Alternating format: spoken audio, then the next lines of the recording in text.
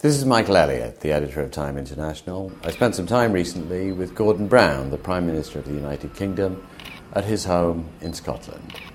Prime Minister, just tell us where we are and tell us about Kirkcaldy and the Firth of Forth and North Queensferry. This is Scotland, Fife, where I grew up, where I went to school, where you can trace back my family for 300 years and where I've got the privilege of representing the people that I was at school with as a Member of Parliament. And it doesn't always happen that way, that you have the good fortune to be able to represent those people that you were at school with and grew up with and who know all about you. And of course, Kirkcaldy, which is the constituency, is the home of Adam Smith.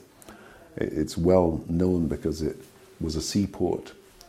The reason that Adam Smith wrote about the wealth of nations and about trade and about the division of labour and about specialisation is he looked out on a mile-long esplanade, saw all the trade in ships coming in to Kirkcaldy, and saw that that was the means by which wealth was going to be created in the future by trade. I've always thought that being Scottish was tremendously important to you. I think there's a strong sense of liberty in the Scottish view of the world, which is not too dissimilar to the views that America has carried for the last 2 centuries, the idea of liberty. But there's also a strong sense of justice, which I believe is also a universal aspiration that people feel that where something is wrong, you've got to do something about it. And whether that came through Scottish religion, both pre-Reformation and post-Reformation religion, or through the Scottish Enlightenment, where of course all the issues about fairness and about justice were being debated, it's a very strong part of, I think, what makes up the Scottish view of the world. But these are values that are now universal. You've often said that you're known as a great admirer of the United States. Just tell us what it is that you admire so much and what this trip is about. Well, I've had the good fortune to have visited the United States on many, many occasions, to have very good friends on all parts of the political spectrum in America, to have studied it for a little at Harvard, to have an honorary degree from New York University, to have visited all the different parts of America over the years.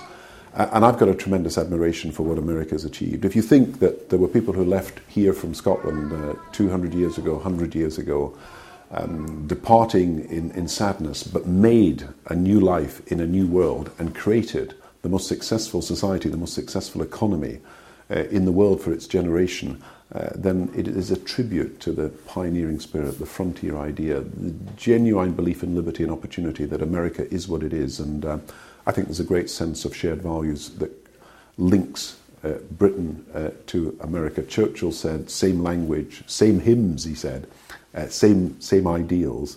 Something big is happening, and the big thing that's happening is a transatlantic relationship, which is a special relationship, not just of governments, but of peoples who actually believe in similar things and whose aspirations are making a difference to the whole of the world. And what's top of your agenda for your trip to New York and Boston and Washington this week? I think we've seen in financial crisis and turbulence, in the huge new challenge of the environment, and in the way we've got to defend ourselves against terrorism and the existence of failed states, that we have got to rebuild our international institutions for a new era. In 1945, great American visionaries built the World Bank, the IMF, the United Nations, the Marshall Plan, now for a new age, which is completely different from the age of 1945. Globalized economies, the global problem of environmental change, the global problem of terrorism. We have got to renew these institutions to make them fit for purpose.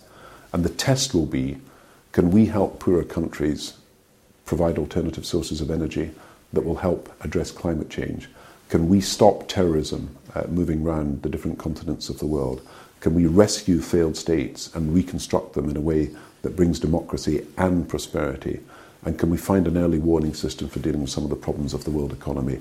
Because we failed in the recent instance to be able to spot these problems early enough to prevent people either losing their homes or finding themselves without jobs. Now, these are the challenges, and I think in a global society, you need global institutions to be able to make the difference. And you're particularly interested right now in education for all children. There are 77 million children who are not going to go to school today, or any day, because there's no school for them to go to, no teachers to teach them. And 77 million children deserve the basic right of education. You know, it could be only $100 a year to educate a child in Africa, but we don't do it. So we've got to do better. I believe that this can be the generation, the first generation in history that can genuinely say every child is at school.